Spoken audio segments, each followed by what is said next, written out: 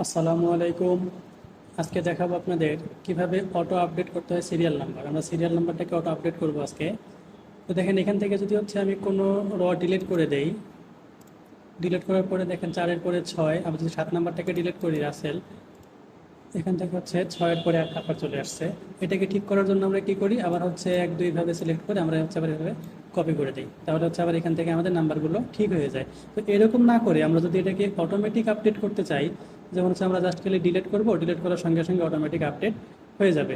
তো সেটা করার জন্য আমাদের কি করতে হবে, আমাদের 1 নম্বরে এখানে ফার্স্ট সেলে আমাদের একটা ফর্মুলা অ্যাপ্লাই করতে হবে। সেটা ইকুয়াল র bracket open bracket close minus র ব্র্যাকেট ওপেন সেল নাম্বার। এই সেল নাম্বারটাকে আমরা ফাংশন কি F4 দিয়ে লক করে দেব। লক করার পরে ব্র্যাকেট ক্লোজ অ্যান্ড এন্টার। এটাকে আমরা এখান থেকে কপি পেস্ট করে দেই। এখন দেখেন যদি আমরা এখান থেকে কোনো একটি র ডিলিট করে দেই, ডিলিট করার পর কিন্তু এখানে অটোমেটিক আবার 6 নাম্বার চলে আসছে। তার মানে আমাদেরকে আবার নাম্বারগুলোকে ঠিক করতে হচ্ছে না।